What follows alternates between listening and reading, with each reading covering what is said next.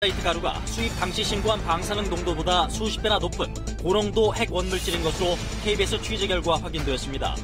원자력 안전위원회는 이를 알고도 모나자이트 사용 중지 명령을 내리지 않았습니다. 올 2분기 소득조사 결과 전체 소득은 늘었지만 가계소득 양극화는 더 심해진 것으로 나타났습니다. 최하위 20%의 소득은 가장 큰 폭으로 줄고 최상위 20%는 최대폭으로 증가해 소득 분배 지표가 10년 만에 최악을 기록했습니다. 정부가 내년도 일자리 예산을 역대 최고 수준으로 편성하기로 했습니다. 청년층과 중년층에게 맞춤형 일자리를 제공하고 저소득층 구직 촉진 수당을 신설하는 등 재정 지출을 대폭 늘려 고용 위기를 돌파할 계획입니다. 여러분 안녕하십니까? 특집 KBS 9시 뉴스입니다. 제19호 태풍 쏠릭이 제주도 서해안을 강타하고 지금은 호남 지방으로 북상하고 있습니다. 강풍과 폭우로 제주 지역 곳곳에서 시설물 피해가 잇따랐습니다. 소식 제주에서 강정훈 기자가 전합니다.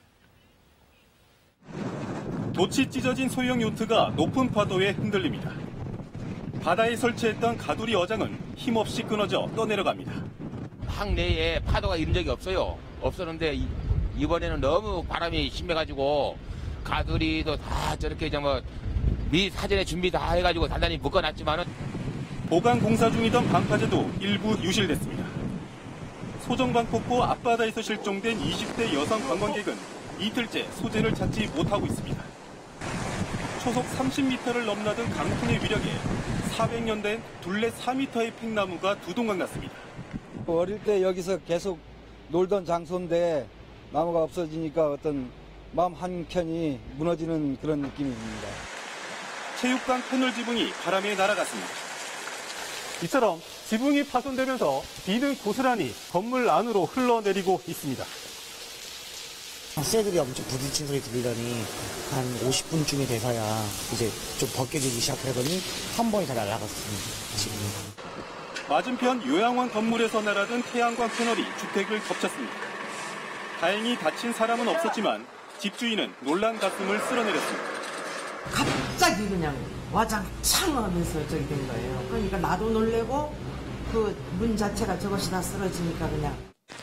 정수장 배관이 파열돼 제주 시내 일부 지역의 수돗물 공급이 한때 끊겼고 정전이 발생한 13,000여 가구 가운데 2,000여 가구는 복구를 기다리고 있습니다. KBS 뉴스 강정훈입니다.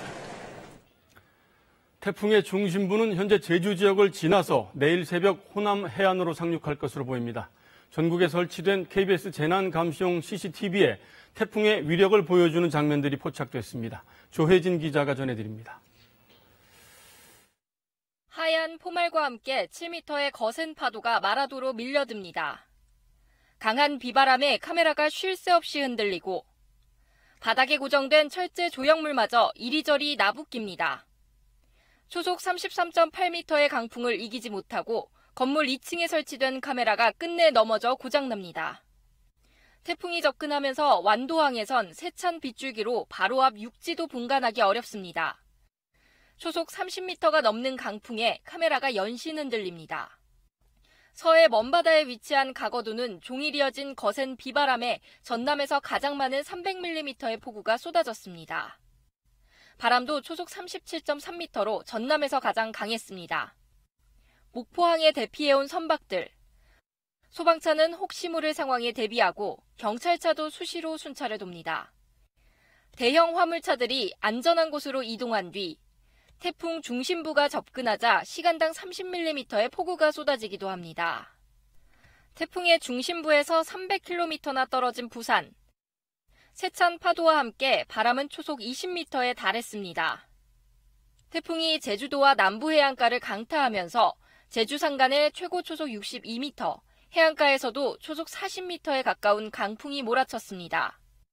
KBS 뉴스 조혜진입니다. 태풍의 이동 속도가 어젯밤부터 조금씩 느려졌습니다. 따라서 당초 예상보다 이동 경로가 남쪽으로 내려갔고 집중적인 피해 예상 지역도 그만큼 남아있습니다. 왜 그런 건지 서병립 기자가 전해드립니다. 제19호 태풍 쏠릭은 제주도까지 시속 20km 안팎의 속도로 쉼없이 북상했습니다. 하지만 오후 들어 뚜렷했던 태풍의 눈이 흩어지면서 갑자기 멈춰선 듯 속도가 느려졌습니다. 북상 속도가 사람 걸음거리 정도인 시속 4km, 어제보다 5분의 1 수준으로 떨어진 겁니다. 이러다 보니 제주도는 24시간가량 쏠릭의 영향권에 들었습니다. 한반도 주변으로 형성된 지항류가 매우 약하게 형성이 되면서 태풍을 견인해줄 바람이 매우 약한 것으로 나타나는 현상으로 분석되고 있습니다. 우리나라를 향하는 태풍은 북태평양 고기압의 가장자리를 타고 미끄러지듯 북상하는데 이를 지항류라고 합니다. 그런데 제20호 태풍 시마론이 빠르게 북상하면서 지항류가 거의 사라졌습니다. 더구나 시마론과 가까워지면서 생기는 후지와라 유가도 쏠릭을 느림보 태풍으로 만들었습니다. 태풍은 반시계 방향으로 흐름을 타는데 시마론에서 생기는 북동기류가 쏠릭의 북상을 저지한 겁니다. 이 때문에 애초 예측과는 달리 태풍은 수도권을 향하지 못하고 호남에서 충청과 강원도를 지날 것으로 예측됩니다. 수도권은 태풍의 중심부에서 다소 멀어진 반면 호남 지방은 태풍의 영향을 받는 시간이 더 길어졌습니다. 기상청은 한반도 상륙 이후 쏠릭의 이동 속도는 보통 태풍과 비슷하게 시속 20km 수준을 회복할 것으로 내다봤습니다.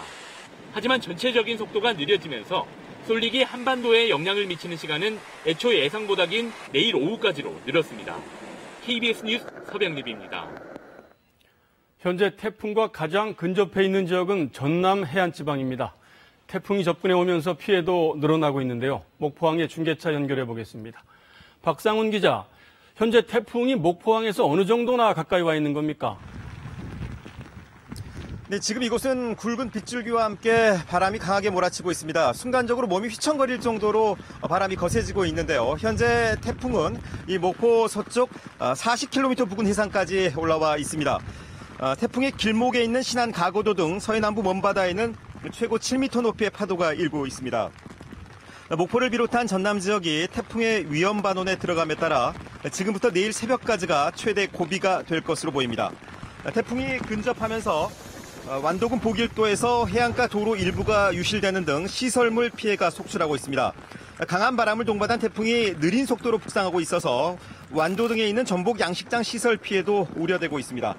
남해안에는 시속 25km의 강풍에 고흥 고금대교의 통행이 금지됐고 무등산 등 도내 국립공원의 출입도 통제된 상황입니다.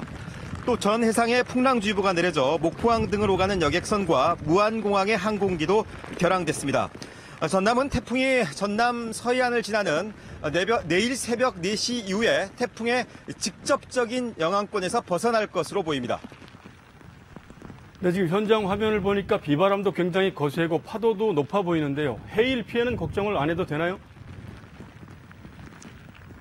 네, 만일의 해일 피해와 같은 만일의 상황에 대비해서 이곳 목포항 주변은 저지대인데요. 목포시청 등 관계기관에서 저지대 주민들을 전부 대피를 시켰습니다. 그래서 그런 만반의 준비를 하고 있어서 아직까지 그런 피해 상황은 접수되어 있지 않고 있습니다. 네, 태풍의 최일선이라고 할 수 있는 목포 상황 알아봤습니다. 다음은 태풍이 상륙할 것으로 예상되는 전북 해안지방 상황을 알아보겠습니다. 지금 군산 비흥항에 나가 있는 중계차 연결해 보겠습니다. 박은 기자, 군산도 태풍의 직접적인 영향권에 들어왔다고 봐야 되겠군요. 네, 그렇습니다. 지금 전북 비흥항은 다 큰 성인 남성조차 무게중심을 잃을 정도로 강한 바람이 불고 있습니다. 게다가 눈 앞을 가리고 얼굴이 아플 정도로 많은 비까지 휘몰아치고 있습니다. 군산과 부안의 주요 항구에 대피해 있는 배들도 꽤 심하게 흔들리고 있는 상황입니다. 이 태풍의 진행 속도가 느려져 내일 새벽 2시쯤 전북 서해안에 상륙할 것으로 예상되는데요. 태풍 상륙이 임박하면서 전북 모든 지역과 해상에는 태풍 경보가 내려져 있습니다. 전북 지역에는 내일 밤까지 50에서 100mm의 비가 더 내리겠습니다. 강한 비바람에 군산과 제주를 오가는 항공기 6편이 모두 결항됐으며 섬을 오가는 4개 항로의 여객선도 어제부터 모두 통제됐습니다. 태풍의 영향으로 오늘 270곳이 넘는 학교가 휴업하거나 단축 수업을 했고 내일은 1,300여 곳 모두 휴업합니다. 해상에서는 최고 6m의 파도가 일고 해수면도 상승한 상태여서 저지대 침수와 선박 피해까지 우려됩니다. 특히 초속 30m가량의 강한 바람과 함께 곳에 따라 최고 150mm가 넘는 많은 비가 쏟아질 것으로 보여 시설 관리와 농작물 피해 예방에 주의가 필요합니다. 지금까지 군산 비흥항에서 KBS 뉴스 박웅입니다. 네, 조금 더 북쪽으로 올라가 보겠습니다. 충남 서해안 지방도 점점 태풍 영향권에 접어들고 있습니다. 오늘 오후부터 태풍주의보가 내려졌던 곳인데요. 충남 태안에 나가 있는 중계차 연결해 보겠습니다. 성룡희 기자, 충남 해안도 비바람이 거세지고 있나요? 네, 태풍이 북상하면서 이곳도 빗줄기가 굵어지고 바람도 점점 강해지고 있는데요. 시시각각 다가오는 태풍의 긴장감이 점점 높아지고 있습니다. 대전과 세종, 충남에는 태풍주의보가 내려졌는데요. 충남 서해안은 내일부터 비바람이 더 강해지는 등 태풍에 직접 영향을 받을 것으로 예상됩니다. 태안 신진항과 보령, 대천항 등 충남 지역 67개 항포구에는 어선 5,900여 척이 대피해 있고 7개 항로의 여객선 운항도 어제 오후부터 전면 중단됐습니다. 학교 10여 곳이 오늘 휴업과 단축 수업을 했는데요. 내일 세종 지역 모든 학교가 휴업하고 대전에서는 유치원과 초등학교, 특수학교가 휴업할 예정입니다. 충남에서는 초등, 고등학교 86곳이 휴업합니다. 이번 태풍은 바람이 강해 큰 피해가 예상되는데요. 내일까지 충남 서해안을 중심으로 200mm 이상의 폭우도 내릴 것으로 예상됩니다. 특히 태풍의 상륙 예상 시간이 충남 서해안 만조 시간과 겹쳐 해안가 저지대 침수 피해가 우려됩니다. KBS 뉴스 성룡입니다. 지금 제주도는 항공기와 여객선이 모두 결항이 돼서 하늘길과 뱃길이 이틀째 마비됐습니다. 관광객 5만여 명이 이틀째 발이 묶여 있습니다. 항공기와 여객기 운항은 내일 오후쯤에나 재개가 될 것으로 보입니다. 유용두 기자입니다. 제주가 태풍의 영향권에서 점차 벗어나자 공항 대합실에 예약 승객들이 모여들기 시작합니다. 항공기가 다시 뜨지 않을까 기대를 갖고 공항을 찾은 승객들은 허탈하게 돌아서야 했습니다. 날씨가 풀리니까 공항 왔는데 오늘 하루 그냥 아예 다 결항이라 해서 어떻게 해야 될지는 생각해 봐야 될 것 같아요. 이틀 동안 항공기 650편이 결항돼 제주를 떠나려던 5만여 명의 발이 묶였습니다. 운항이 취소된 뒤에도 좀 더 이른 시간에 항공권을 구하려는 사람들의 발길이 이어졌습니다. 항공사들은 태풍이 동해로 빠져나가는 내일 오후쯤 운항이 정상화될 것으로 보고 있습니다. 임시 항공편을 투입해 승객들을 수송할 예정이지만 주말로 이어지기 때문에 좌석 확보가 쉽지 않은 실정입니다. 전화도 안 되고 해서 공항에 찾아왔 때는 환불하든지 다른 날로 해야 되는데 다른 날은 토요일이나 일요일 날 그런 걸 하려고 하고 말고 말라 이런 식으로 하더라고요. 제주와 육지로 가는 8개 항로의 여객선 운항도 이틀째 통제돼 주민과 관광객 2천여 명이 불편을 겪고 있습니다. 해상에 내려진 기상특보가 해제되는 내일 오후에야 뱃길이 다시 열릴 것으로 보입니다. KBS 뉴스 유용두입니다. 이제 태풍이 몇 시간 후면은 호남 서해안에 상륙을 하게 됩니다. KBS 이동 취재팀이 태풍 경로를 따라가면서 현지 상황을 속속 보내오고 있습니다. 태풍 상륙 예상 지점에서 가장 가까이 대기하고 있는 김덕훈 기자를 연결해 보겠습니다. 김덕훈 기자, 현재 위치가 정확히 어디입니까? 네, 저희는 전남 함평의 서해안 고속도로상에 위치한 한 휴게소에 나와 있습니다. 태풍의 예상 경로를 따라 차로 이동하던 중에 방송 시간에 맞춰 현재 중계를 하고 있는데요. 말씀드린 것처럼 이 지역 자체가 태풍의 예상 경로상에 있기 때문에 일단 태풍이 상륙할 경우 가장 피해가 직접적으로 닥칠 곳이기도 합니다. 지금 보시는 것처럼 비바람이 세차게 몰아치고 특히 비 같은 경우에는 앞이 안 보일 정도로 거세게 몰아치고 있습니다. 여기 보시는 것처럼 주차장이 텅텅 빌 정도로 이동량도 없고요. 그래서 휴게소 내부도 손님들은 없고 직원들만 남은 채 태풍의 피해 상황에 대비를 하고 있습니다. 네, 폭우가 몰아치고 있는 것 같은데요. 오후에 목포에 있다가 지금 함평으로 이동하고 있다고 하셨는데 이동하는 과정은 좀 어땠습니까? 네, 저희의 이동 경로는 오후 목포에서 시작을 했는데 애초 예상과는 다르게 태풍의 이동 속도가 줄어들면서 오후 내내 목포에 머물렀습니다. 저희는 태풍의 이동이 생각보다 늦춰지면서 많은 비바람을 끌고 이 지역으로 오고 있는데요. 오늘 오후부터 저녁까지 목포에서 방송을 할 때는 점차 빗줄기가 굵어지고 바람이 불어서 태풍이 다가오는 걸 실감을 했는데 이곳으로 오면서는 차의 앞이 보이지 않을 정도로 비바람이 몰아치고 그래서 태풍이 상륙이 임박했음을 제대로 느낄 수 있었습니다. 그만큼 바닷가나 항구 등 관광지는 한산했고 저희가 이동한 고속도로상에는 차량이 거의 없었습니다. KBS 이동 취재팀은 조만간 태풍의 상륙을 보도하고 계속해서 이동 경로를 따라다니면서 계속 취재를 하도록 하겠습니다. 네, 태풍에 근접해 있는 상황이만큼 안전사고 없도록 유의하시면서 취재하기 바랍니다. 이번에는 전국적인 태풍 피해 상황이 어떤지 재난 예방 대책은 또 어떻게 마련이 되고 있는지를 알아보도록 하겠습니다. 정부 중앙재난안전대책본부를 연결하겠습니다. 강푸른 기자, 현재까지 집계된 태풍 피해 상황은 어느 정도나 됩니까?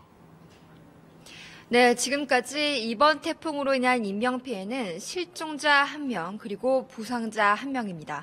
중앙재난안전대책본부는 어제 저녁 7시쯤 제주 서귀포시 소정방폭포 인근에서 2명이 파도에 휩쓸려 20대 여성 1명이 실종되고 30대 남성 1명이 다쳤다고 밝혔습니다.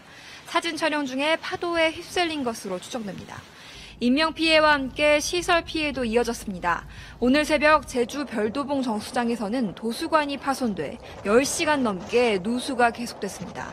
제주 법화사와 정방폭포 등 곳곳에서 가로수 30여 그루가 넘어졌습니다. 또 제주에서만 13,000여 가구가 전력 공급이 끊겼는데 5,000여 가구는 여전히 정전 상태입니다. 오후 들어 피해는 전남 쪽으로 이어졌는데요. 진도 문내면과 여수 하태대교에서 가로등이 쓰러지고 해남에서도 가로수들이 뽑혔습니다. 또 시간이 지날수록 강우량이 늘면서 논침수가 우려되는 상황입니다. 중앙재난안전대책본부는 현재 태풍 대비태세를 2단계로 격상하고 13개 부처와 유관기관이 비상시에 대비하고 있습니다. 또 위기경보도 최고 수준인 심각단계로 상향하고 재해 취약지구 등을 집중 관리하고 있습니다. 지금까지 중앙재난안전대책본부에서 KBS 뉴스 강푸른입니다. 그러면 현재 태풍 위치는 정확히 어디쯤인지 또 앞으로 예상되는 이동 경로는 어떻게 되는지 KBS 재난방송 스튜디오를 연결해서 자세히 알아보도록 하겠습니다. 신방실 기자, 지금 가장 궁금한 게 태풍이 지금 어디쯤 와 있는지 또 얼마나 강한지인 것 같은데요. 어떻습니까? 네, 현재 태풍은 목포 남서쪽 해상으로 바싹 올라와 있는데요. 위성 영상을 보면 거대한 회오리 구름이 한반도 전체를 거의 뒤덮고 있습니다. 거의 멈춰 있는 듯 천천히 북상을 했는데요. 지금은 속도가 시속 20km대로 다소 빨라졌습니다. 편서풍을 타고 전향하고 있는 데다가 20호 태풍 시마론이 일본 열도로 빠르게 북상하면서 꽉 막힌 바람길이 조금 열렸기 때문입니다. 그러나 한반도를 통과했던 태풍과 비교하면 여전히 속도는 매우 느린 편입니다. 네, 앞으로 이동 경로가 가장 궁금한데요. 한반도에 상륙하는 시점이 언제쯤이고 상륙 장소는 또 어디로 예상을 하고 있나요? 네, 오늘 낮에 태풍에 이렇게 브레이크가 걸린 것처럼 굉장히 느린 속도로 이동을 했습니다. 이렇게 느린 태풍은 한반도를 천천히 통과를 하면서 더 많은 피해를 줄 수 있기 때문에 한반도에 상륙한 이후에도 세력이 약해져도 계속 주의를 늦추면 안 되는데요. 이제 태풍의 상륙이 매우 임박해 오고 있습니다. 태풍은 현재 전남 서해안 부근에 있고 이렇게 강한 비구름을 계속 동반을 하고 있습니다. 이렇게 강한 비구름이 느리게 이동을 하는 것은 태풍의 동쪽에 20호 태풍 시마론이 이렇게 같이 이동을 하고 있기 때문입니다. 태풍의 속도는 과거보다 조금 빨라지기는 했지만 여전히 시속 20km 정도의 속도로 계속 이동을 하겠습니다. 또 상륙 이후에 내륙에 머무는 비구름들이 굉장히 많이 오래 머물 것으로 보입니다. 네, 태풍 속도가 느려지면서 이제 바람 피해가 제일 큰 걱정인데요. 그럼 앞으로 이런 속도를 계속 유지하면서 이동을 하는 건가요? 네, 그렇습니다. 태풍은 일단은 내일 이른 새벽에 전북 서해안 지역에 상륙을 할 것으로 예상이 됩니다. 이후에는 내륙 지역을 통과하면서 충청과 내륙 지역을 주로 통과를 하겠고 내일 오후에 강릉 지역으로 빠르게 빠져나갈 것으로 보입니다. 어제 예상은 수도권을 관통해서 갈 것으로 예상을 했는데 그거보다는 경로가 약간 남쪽으로 치우쳤습니다. 상륙 이후 내륙에 머무는 시간 전체는 15시간 이상 될 것으로 예상하고 있습니다. 그렇다면은 이제 오늘 밤부터 내일 새벽까지가 고비일 텐데요. 시간대별로, 지역별로 어떻게 대비를 해야 될까요? 네, 일단 태풍이 가까이 다가오면서 서해안 지역을 중심으로 바람이 초속 50m 이상으로 매우 강하게 불고 있습니다. 오늘 밤부터 자정까지는 호남 해안 지역이 고비가 될 것으로 보입니다. 강한 비바람이 몰아치면서 가장 위험하겠고요. 내일 새벽에 태풍이 상륙한 이후부터는 태풍의 중심이 관통하는 내륙 지역에 거센 비바람이 몰아칠 것으로 예상이 됩니다. 또 내일 오전부터 그리고 지리산 부근, 충청 내륙 지역이 최대 위험 지역이 되겠는데 피해가 발생할 우려가 매우 크니 특히 주의를 하셔야겠습니다. 또 당초 예상과 달리 수도권은 직접적인 영향을 피해가긴 했지만 그렇다고 안심해서는 안 됩니다.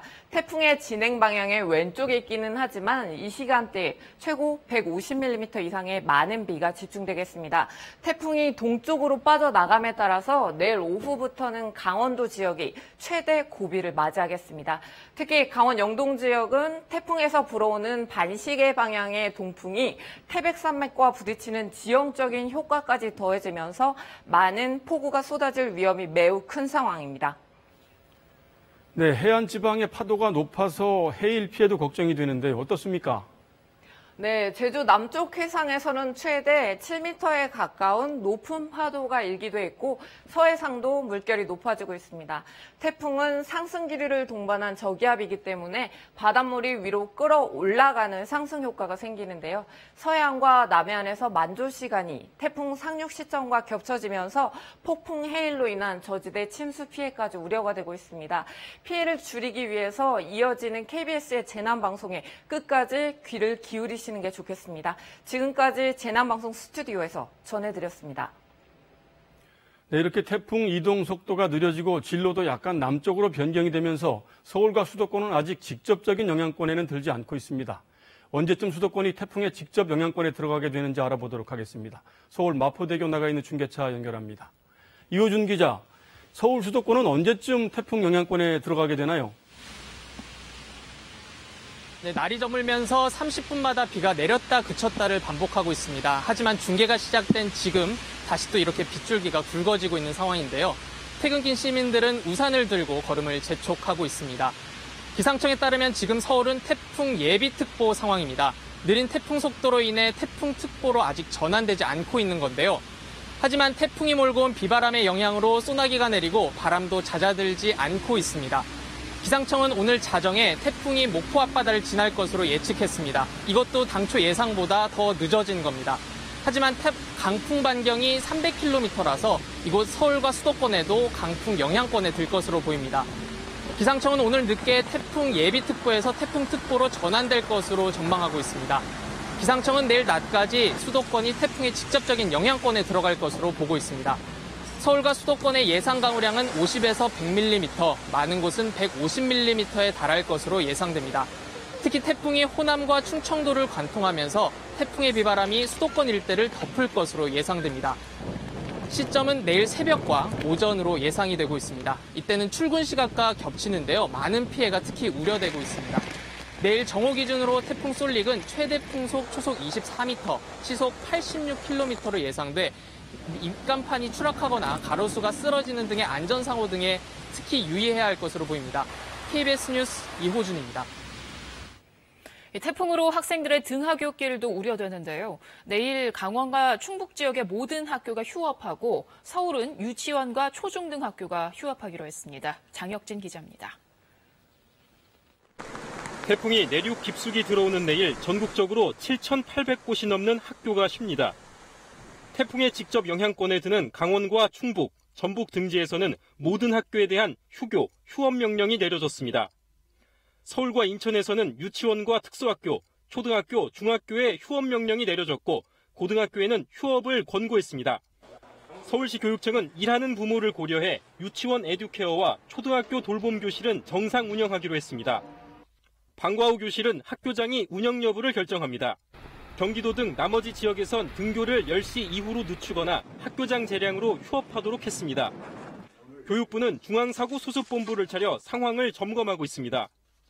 오늘은 제주와 전남을 중심으로 전국적으로 1,500여 곳이 휴업했습니다.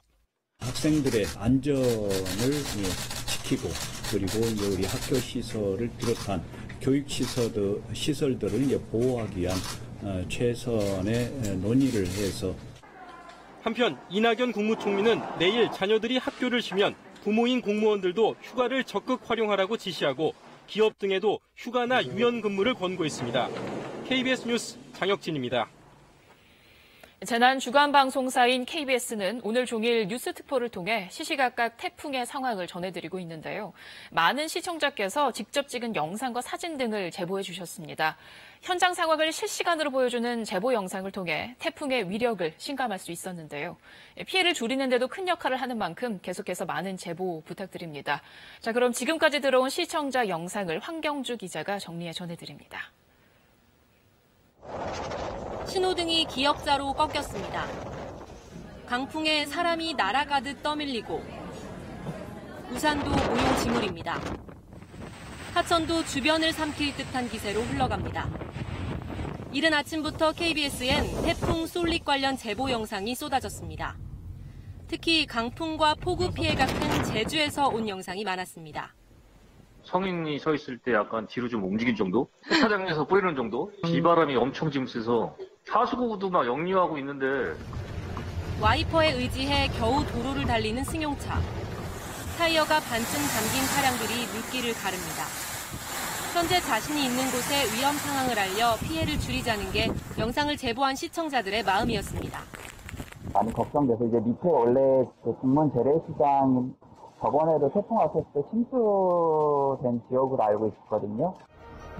때론 특보 방송에도 직접 참여해 태풍 상황을 알렸습니다. 네, 안녕하세요. 지금 현재 상황 한번 말씀해 주시죠. 새벽 2시쯤부터 돌풍이 불기 시작하더니만 막 지붕도 날아가고 그래. 저희 집도 지붕 날아가가지고 물바다 되고 그랬었어요. 솔릭이 북상함에 따라 오후부터는 전남 등 내륙 곳곳에서 태풍 제보가 잇따랐습니다. 전선과 나무에 휘몰아치는 강풍. 빗줄기가 차를 때리는 듯 퍼붓습니다. 창문도 흔들리고 나뭇가지들 다 부러져서 정말 다 붙어있고 뉴스 보니까 완도 얘기가 잘 안 나와서 다른 분들도 아셔야 될 것 같아가지고 보내드렸어요. 오늘 저녁 8시 기준 KBS 뉴스 애플리케이션과 SNS 등에는 1,500여 개의 태풍 제보가 쏟아졌습니다. KBS 뉴스 황경주입니다. 태풍으로 거센 비바람이 불면서 곳곳에서 교통사고가 잇따랐습니다. 통계적으로 태풍 때 교통사고가 발생하면 치사율이 15%나 증가하는 것으로 나타났는데요. 운전하실 때 평소보다 더 주의를 기울이셔야겠습니다. 김지숙 기자입니다. 1톤 화물차 2대가 충돌한 현장입니다. 운전자 2명이 숨졌고 차에 타고 있던 1명은 크게 다쳤습니다. 비가 상당히 내렸죠. 또 옷이 젖을 정도니까 틀에 미끄러졌거나 아니면 운전 부주의로 아마 나온 것 같아요. 태풍은 교통사고 치사율을 크게 높입니다. 곤파스와 볼라벤이 한반도를 덮친 나흘을 봤더니 사고 100건당 사망자 수를 의미하는 치사율이 2.2로 치솟았습니다. 3년 평균치보다 15% 높은 결과입니다. 앞이 부서진 이 차량은 차로를 갑자기 벗어났습니다. 강풍과 빗물 때문입니다. 안 보이죠? 이게 불빛에 반사되니까 안 보이죠. 3차선으로 왔거든. 3차선. 그래서 차가 한 바퀴 돌아버린 거예요. 특히 대형 버스가 더 위험합니다. 같은 조건에서 승용차보다 버스가 5배가량 더 차로를 벗어나는 것으로 나타났습니다. 따라서 태풍 때는 무엇보다 감속 운전이 필수입니다. 50% 이상 감속을 해주셔야 안전하다고 할 수 있습니다. 주간에도 전방 시야 확보를 위해서 전조등을 항상 켜두시는 게 사고 예방에 도움이 될 것입니다. 보행자도 우산을 쓰면서 앞을 잘 안 보는 경우가 많은 만큼 전방 주시도 어느 때보다 중요합니다. KBS 뉴스 김지숙입니다. 태풍이 북상하면서 서울과 수도권 등 도심 지역에는 빌딩풍이 우려되는데요. 고층 건물 사이를 통과하는 바람을 빌딩풍이라고 하는데 풍속이 2~3배 증가하면서 낙하물 피해 등을 일으킬 가능성이 높습니다. 박민철 기자가 빌딩풍을 직접 측정해봤습니다. 태풍 볼라벤이 서울 도심을 덮쳤을 때 모습입니다. 빌딩에 걸린 간판이 위태롭게 흔들리다 떨어지고 옥상에 있던 광고판도 곤두박질 칩니다. 555m 높이의 초고층 빌딩 옥상입니다. 바람의 위력을 확인해보니 순간 풍속이 초속 6.7m, 시속 24km로 측정됩니다. 비슷한 시간 탁 트인 평지에서 부는 바람보다 4배 넘게 강합니다. 그러나 같은 공간이라도 구조물이 있고 없고에 따라 큰 차이를 보입니다. 지금 최대 풍속은 초속 2.3m 정도입니다. 하지만 조금만 이동해서 구조물 사이에서 바람을 측정해보니 보시는 것처럼 초속 10m가 넘는 강풍으로 돌변합니다. 우산을 들고 있기 힘들 정도의 바람색입니다. 바람이 좁은 틈 사이로 지나면서 강한 돌풍으로 바뀐 겁니다. 도심 빌딩 숲에서도 비슷한 현상이 일어납니다. 이른바 빌딩풍 효과입니다. 바람이 초속 20m로 분다고 하면 빌딩풍을 만난 곳에서는 어쩌면 60으로 어쩌면 그보다 더 강력한 바람이 불 수도 있죠. 때문에 태풍 쏠리기, 도심을 관통하고 빌딩풍까지 더하면 건물에 달린 간판이나 옥외 광고물 등 각종 부착물은 흉기로 돌변할 가능성이 높습니다. 한 20m/s 이상만 와도 상당히 이제 돌출 간판 같은 경우는 이제 위험할 수가 있습니다. 지나가는 사람들이 다칠 수도 있고. 빌딩풍 피해를 막기 위해선 간판이 잘 고정됐는지 확인하고 고층에 있는 옥외 시설물은 단단히 동여매는 등 사전 대비가 필요합니다.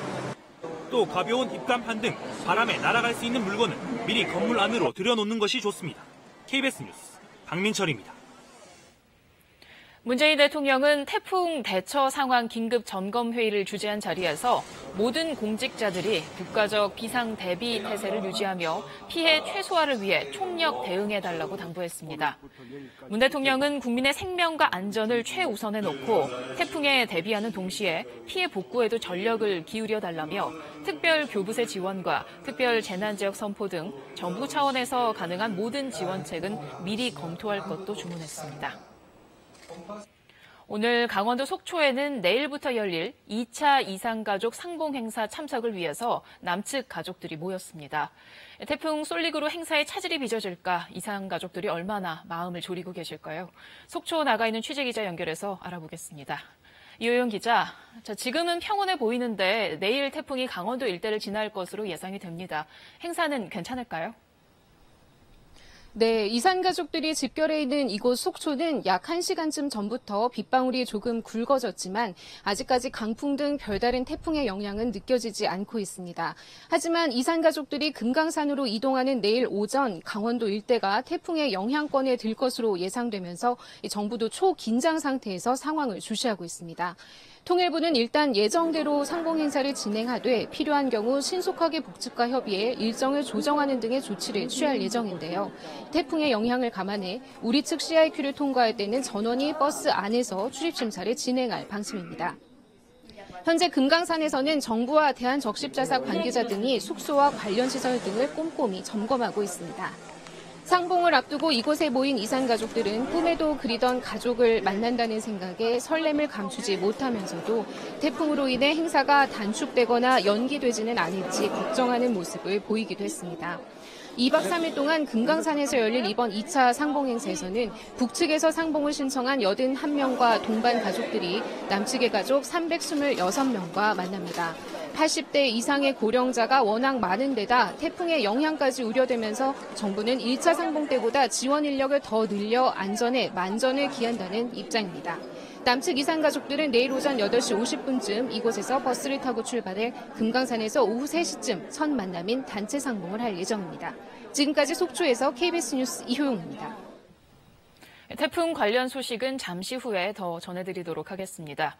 몇 달 전 일었던 라돈 침대 파문의 원인은 매트리스에 발린 방사성 물질 모나자이트였는데요.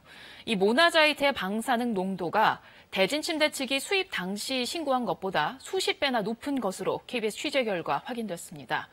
고농도의 핵 원료 물질 수준이었는데 원자력안전위원회는 2015년에 이런 사실을 알았지만 방관했습니다. 성재호 기자가 단독 보도합니다. 방사선이 대진 침대에서 방출되는 이유는 매트리스에 천연 방사성 물질인 모나자이트를 발랐기 때문입니다. 그런데 이 모나자이트의 방사능 농도가 수입 당시 신고된 것보다 무려 24배나 높은 그램당 270베크렐 이상의 고농도였던 것으로 드러났습니다. 이 정도면 생활 방사선 제품 관리 차원이 아니라 원자력 안전법에 의한 핵 원료 물질로 취급돼야 합니다. 핵 원료 물질은 핵발전의 연료가 되는 우라늄이나 토륨 등을 추출하는 광물입니다. 원자력안전위원회는 이를 2015년 확인했지만 취한 조치라고는 모나자이트 취급업체들을 상대로 핵 원료 물질 사용 신고를 종용한 것이 전부입니다. 모나자이트 사용 중지를 명령하거나 이를 함유한 제품들을 전수조사하는 등의 조치는 하지 않았습니다. 오히려 문제의 모나자이트를 수입한 업체에게 신청 9일 만에 사용인가를 내준 데 이어 대진침대 매트리스 제조업체에게도 올 3월 사용인가를 해줌으로써 합법적으로 방사능 매트리스를 제작토록 한 꼴이 됐습니다.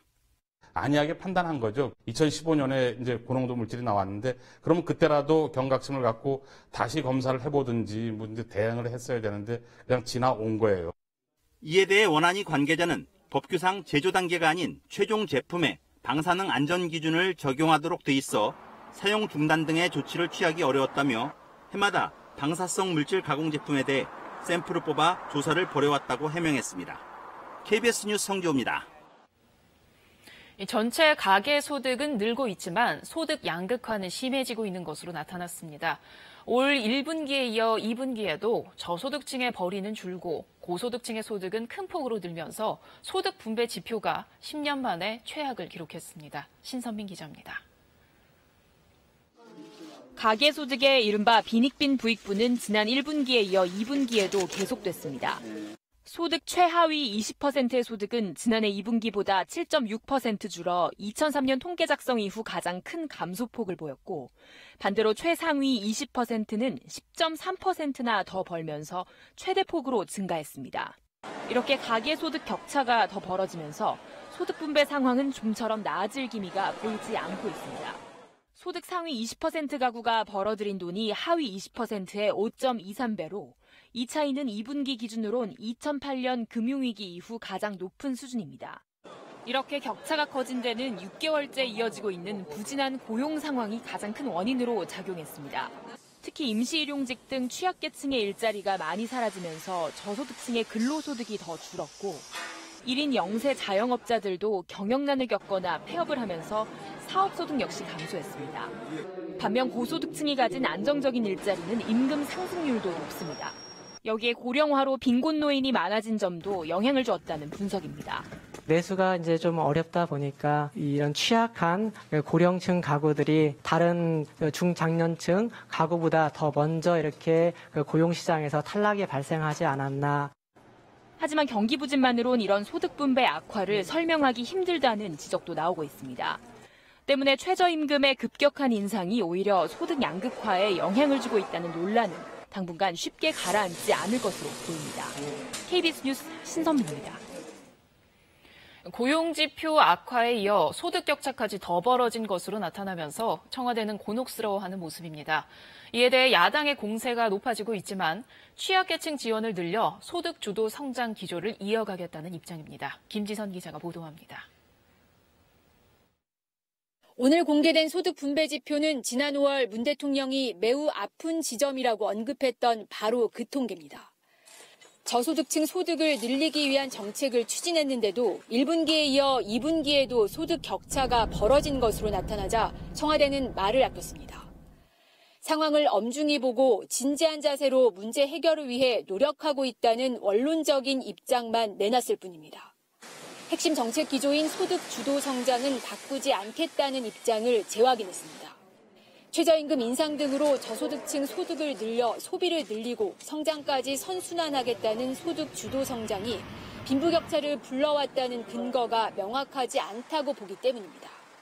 오히려 기초연금 인상 시기를 앞당기는 등 재정을 통해 취약계층 지원 정책을 더 강화하겠다는 방침입니다. 그러나 야당은 고용 참사에 이은 분배 참사로 규정하며 정책 기조를 바꿔야 한다고 연일 공세를 펴고 있습니다.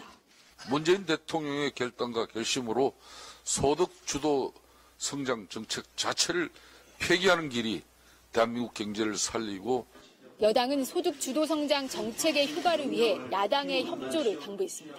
소득 주도 성장을 해낼 수 있는 법안들이 대부분이 지금 국회에 그대로 다 발목이 붙잡혀 있는 상황입니다. 청와대가 밝힌 시한인 올해 말이나 내년 초까지 정책 효과가 나타나지 않으면 경제정책 방향 수정이 불가피해질 거란 관측도 나옵니다. KBS 뉴스 김지선입니다. 보신 것처럼 소득 양극화가 심화되면서 내년 일자리 예산이 역대 최고 수준으로 편성됩니다. 확장적으로 재정을 운용해서 고용을 늘리겠다는 구상입니다. 보도에 정청화 기자입니다. 내년 예산안의 핵심은 일자리 확충입니다. 노인 일자리를 올해보다 8만 개 이상 확대해 60만 개를 지원하기로 했습니다. 저소득층 구직 촉진 수당도 신설해 200억 원을 반영합니다. 특히 청년 일자리 예산을 충분히 반영하는 등 재정 지출을 대폭 늘려 고용 위기를 돌파하겠다는 게 정부와 여당의 구상입니다.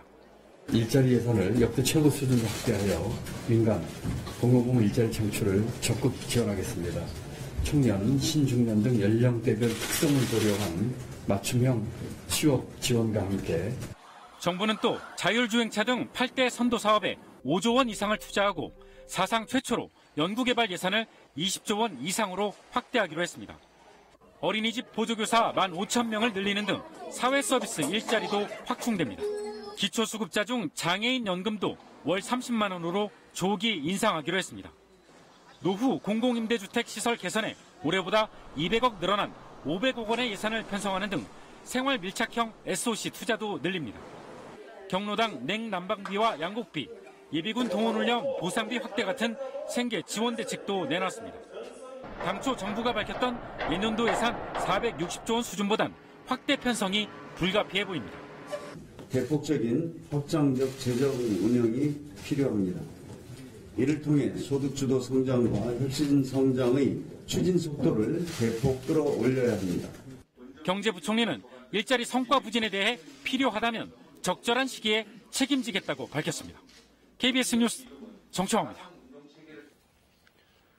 과거 유성기업 노조 파괴 활동을 기획한 노무법인 창조컨설팅 대표 심종두 씨 등에 대해서 법원이 노조 파괴 혐의로 징역 1년 2개월의 실형을 선고하고 법정 구속했습니다. 유죄 선고를 받고 구속되기까지 7년이란 시간이 걸렸습니다. 최은진 기자입니다. 2011년 5월 유성기업이 노조 파업에 맞서 직장 폐쇄를 단행했습니다. 당시 창조컨설팅이 사측에 제공한 자문보고서입니다. 업무 벗기를 유도하는 과정에 향후에 등 이른바 키맨을 활용하라고 조언합니다. 새로운 노조를 설립하는 절차도 자세히 안내합니다.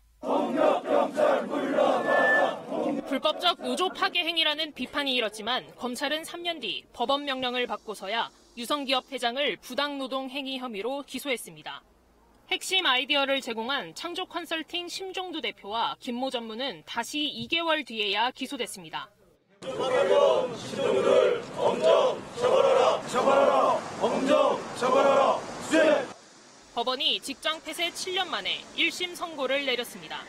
심 전 대표와 김 전 전무에게 각각 징역 1년 2개월을 선고하고 법정 구속했습니다. 재판부는 노무사로서 법령을 더 준수해야 함에도 헌법이 보장하는 노조의 자율성을 침해해 죄책이 무겁다고 밝혔습니다. 너무 늦게 구속돼서 좀 아쉬운 점은 있습니다. 또 앞으로 이것이 좀 단초가 돼서 유성기업의 사태가 좀 해결되는 계기가 됐으면 좋겠습니다. 심 전 대표 등은 2010년 발레오만도 노사 분규에 개입한 혐의에 대해서도 유죄 판결을 받았습니다. KBS 뉴스 최은진입니다. 이번 아시안게임에 출전한 한국 선수단 가운데서 주목을 많이 받고 있는 종목이 바로 카누입니다. 남북 단일팀이 사상 첫 메달 획득을 위해서 화합의 구슬땀을 흘리고 있습니다. 모레 첫 경기를 앞둔 남북 단일팀 선수들 훈련 모습을 허솔지 기자가 전해드립니다. 어스름이 채 가시지 않는 새벽녘, 카누 용선 단일팀의 하루가 시작됩니다. 좁은 방 곳곳에 인스턴트 음식들과 모기장은 필수입니다. 단일팀은 선수촌 식당에 함께 모여 식사를 하며 훈련 준비를 합니다. 뜨거운 뙤약볕 아래 훈련을 위해 꼼꼼히 준비를 마치고 나선 길. 버스 정류장에서 단일팀 북측 선수들과 합류해 훈련장으로 이동합니다. 예, 걱정 마십시오. 최선을 다할 것입니다. 다 하겠습니다. 이러길래 너무 피투대로 국내 훈련장보다 수심이 낮고 경기용 보트에도 적응해야 하는 상황. 남북 선수들은 훈련 영상에 함께 집중하면서 감각을 되찾아 나갑니다. 처음에는 어려워했어요. 서로를. 근데 점점 이제 벽도 사라지고 뭐 장난도 치고 농담도 하다 보니까 지금은 그냥 형 동생처럼. 다시 띄운 하나의 배. 그 위에서 선수들은 하나됨을 다짐하며 팔렘방에 울려 퍼질 아리랑을 먼저 불러봅니다.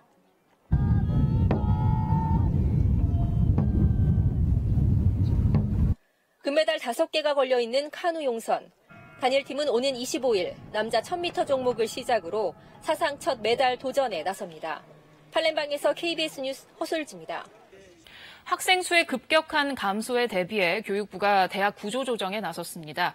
이에 따라 20개 대학이 사실상 퇴출 진단을 받았고 116개 대학은 내년부터 정원을 줄여야 합니다. 박예원 기자가 보도합니다.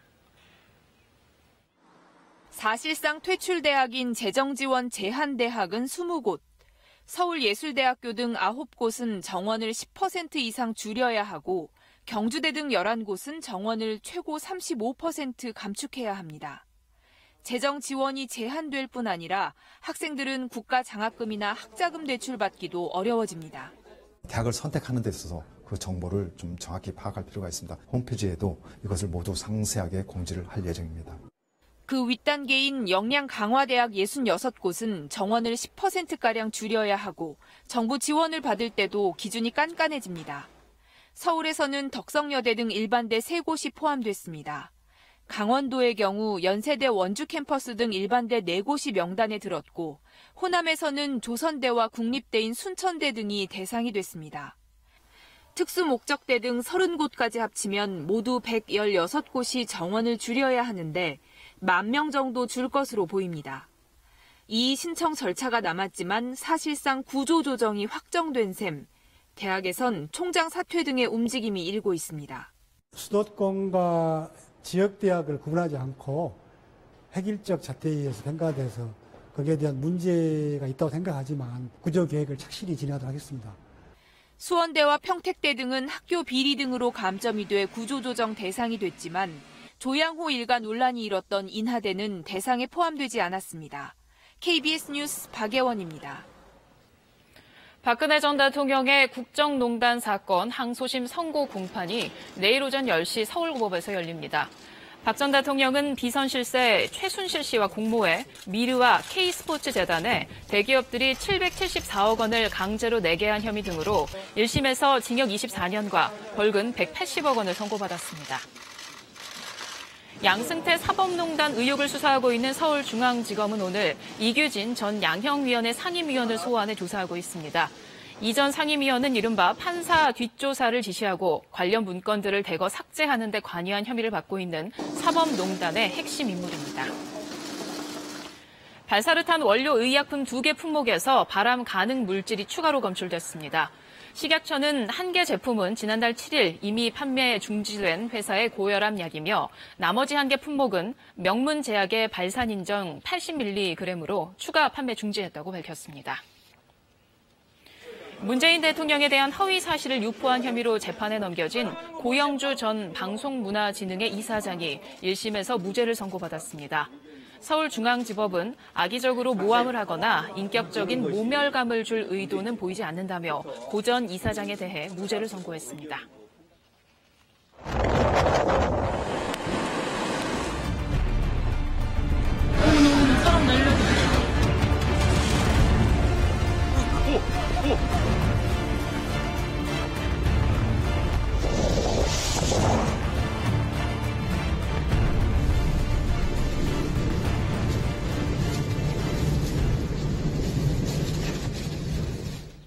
네, 태풍 관련 소식 다시 전해드립니다. 지금 태풍의 직접 영향권에 들어있는 전남 지역의 상황 다시 한번 살펴보겠습니다. 목포항에 나가 있는 중계차 연결합니다. 박상훈 기자, 네, 비바람이 계속 거세 보이는데요. 어떤가요? 네, 태풍이 목포 앞바다를 향해 다가오고 있음을 느낄 수가 있습니다. 제가 약 40분 전쯤에 이곳 목포항의 상황을 전해드렸는데요. 그때보다 빗줄기가 더 굵어졌고 바람도 더 거세게 불고 있습니다. 순간적으로 몸이 휘청거릴 정도인데요. 지금 현재 태풍 솔릭은 이곳 목포항에서 서쪽으로 약 40km 떨어진 부근 해상까지 올라와 있습니다. 태풍의 길목에 있는 신안 가거도 등 서해남부 먼바다에는 최고 7m 높이의 파도가 일고 있습니다. 목포를 비롯한 전남 지역이 태풍의 위험 반원에 들어감에 따라 지금부터 내일 새벽까지가 최대 고비가 될 것으로 보입니다. 태풍이 근접하면서 피해도 속출하고 있습니다. 완도군 보길도에서 해안가 도로 일부가 유실되는 등 시설물 피해가 이어지고 있습니다. 강한 바람을 동반한 태풍이 느린 속도로 북상하고 있어서 완도 등에 있는 전복 양식장 시설 피해도 우려되고 있는 상황입니다. 남해안에는 시속 25km의 강풍에 고흥 고금대교의 통행이 금지됐고 무등산 등 도내 국립공원의 출입도 통제됐습니다. 또 전 해상에 풍랑주의보가 내려져 목포항 등을 오가는 여객선과 무안공항 등의 항공기도 개량됐습니다. 전남 지역은 태풍이 전남 서해안을 지나는 내일 새벽 4시 이후에 태풍의 직접 영향권에서 점차 벗어날 것으로 예상됩니다. 네, 박 기자는 오늘 종일 목포항에 서서 태풍이 다가오는 걸 가장 피부로 느꼈을 텐데요. 자, 지금부터 오늘 밤이 전남 지역에 태풍이 가장 큰 영향을 끼칠 텐데 밤새 주민들이 어떤 걸 가장 주의하면 될까요? 네, 제가 서 있는 이곳 목포항 일대는 저지대입니다. 침수 피해가 상습 침수 피해가 일어나는 지역인데요. 이 때문에 관공서 등 전라남도 등 주요 유관기관에서는 주민들을 저지대 주민들을 인근 대피소로 모두 대피를 시켰습니다. 그래서 만일의 상황에 철저하게 대비하고 있는 상황입니다. 네, 잘 들었습니다. 목포항에서 박상훈 기자였습니다. 네, 이번에는 태풍 경로를 따라서 움직이면서 태풍 가장 가까이에서 소식을 전해드리고 있는 KBS 이동 취재팀 다시 한번 연결하겠습니다. 자, 김덕훈 기자. 네, 아까 전남 한평이었는데요. 지금은 어디 계신가요? 네, 마찬가지로 전남 한평의 서해안 고속도로상에 있는 한 휴게소에 머물러 있습니다. 지금 현재 비가 세차게 내리고 있는데 지금 앞이 안 보일 정도로 비가 많이 내리고 주차장도 텅 빌 정도로 이동량이 적어서 지금 주민들이 얼마나 태풍에 대비하고 있는지를 보여주고 있습니다. 휴게소 안도 마찬가지로 손님들이 없는 상태고요. 여기 직원들만 남아서 이 태풍을 준비하고 있습니다. 이곳 한평은 태풍의 직접적인 이동 경로 상에 위치하고 있습니다. 그렇기 때문에 태풍이 일단 상륙을 하게 되면 직접적인 비 피해가 우려됩니다. 네, 아까 낮에는 김덕훈 기자가 안경을 끼고 있었는데 눈을 뜨기 힘들어 보이더라고요. 지금은 비바람이 얼마나 심한지 아예 물안경으로 바꾸신 것 같은데요. 자, 이제 태풍이 이동하시는 대로 김덕훈 기자도 따라서 이동을 할 텐데 다음 행성지는 어디입니까? 예, 다음 행선지는 서해안을 따라서 무안 그리고 무안 영광 쪽으로 위로 올라가면서 이제 취재를 진행을 하게 됩니다. 점점 더 바람이 세차게 불고 있기 때문에 이동하는 데 주의가 필요할 것 같습니다. 지금 현재 태풍 쏠릭의 시속이 오후 시속 4km에서 이제 20km 이상으로 늘었기 때문에 비바람도 강해지고 그렇기 때문에 이동도 상당히 제한이 되고 있습니다. 네, 태풍을 따라다니면서 지금 생생한 소식 전해주고 있는데요. 안전에 항상 유의하면서 취재하시길 바랍니다. 자, 전남 한평에 나가 있는 김덕훈 기자였습니다. 자, 일본도 지금 태풍 때문에 비상입니다. 20호 태풍 시마론이 오늘 밤에 일본에 상륙할 것으로 예상이 되는데요. 이미 70만 명 이상에게 피난 권고 지시가 내려졌습니다. 일본 연결해서 상황 알아보겠습니다. 이민영 기자, 자, 지금 어디 나가 계신가요? 네, 저는 지금 서일본 시코쿠 지방의 가가와현에 나와 있습니다. 태풍이 통과할 것으로 예상되는 곳인데요. 태풍은 20호 태풍 시마루는 조금 전인 오늘 밤 9시 5분쯤 이곳에서 가까운 도쿠시마현 남부에 상륙했습니다. 네, 지금 화질 상태가 그리 좋지 않아서 날씨가 어떤지 잘 모르겠는데요. 지금 비나 바람이 강하게 부나요?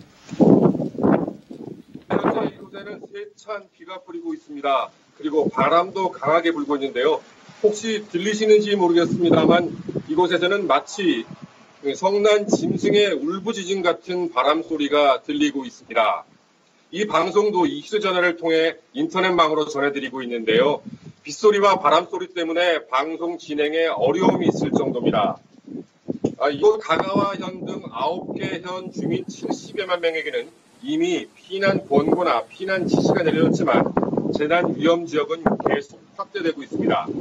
거리의 상점들은 물론 백화점 같은 대형 업체들조차 폐점 시간을 앞당겨 오늘 낮에 일찌감치 문을 닫았습니다.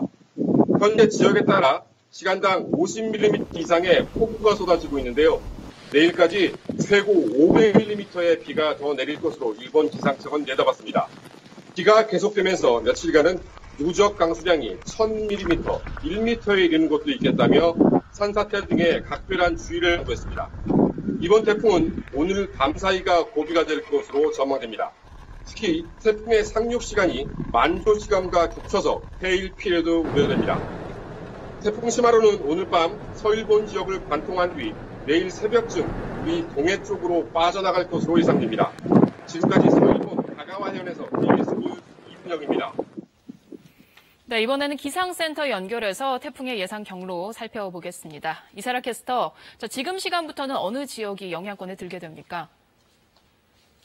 네, 지금부터는 이제 서해상으로 태풍이 북상하면서 해안가에서가 점점 더 위험 고비가 높아지겠습니다. 태풍이 해안가로 바짝 다가서면서 중요한 건 강풍 반경, 그러니까 영향 반경이 될 텐데요. 태풍 쏠릭이 목포 가까이 바짝 다가서 있는 지금도 강풍 반경 300km를 유지하고 있고 내륙으로 진입한 뒤에도 이 정도의 반경을 유지할 것으로 보여 계속 긴장을 늦추시면 안 되겠습니다. 태풍은 내일 새벽 2시쯤에는 전북 서해안에 상륙하겠고 오전에는 중부 내륙을 통과해 오후에는 동해상으로 빠져나갈 것으로 보입니다. 태풍이 점차 거리를 좁혀오면서 현재 서쪽 지역을 중심으로 비가 오고 있고 특히 전남 해안에는 5시간 가까이 폭우가 쏟아지고 있습니다. 내일까지 해안 지역을 중심으로 최고 300mm가 넘는 많은 비가 내리겠고 바람도 거세겠습니다. 서해안과 남해안 지역에서는 해일 가능성도 있어서 주의를 하셔야겠습니다. 기상센터였습니다. 네, 지금까지 태풍 특집 KBS 9시 뉴스 모두 마치겠습니다. 시청해주신 여러분 고맙습니다.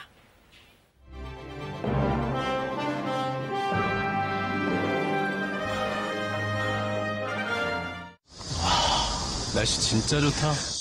될까?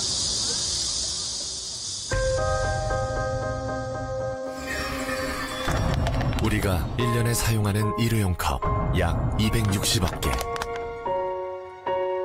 한 개의 일회용 플라스틱 컵이 분해되는 데 필요한 시간 최소 500년. 이미 일회용품으로 몸살을 앓는 지구. 한 번 쓰고 버리는 일회용품처럼 지구도 한 번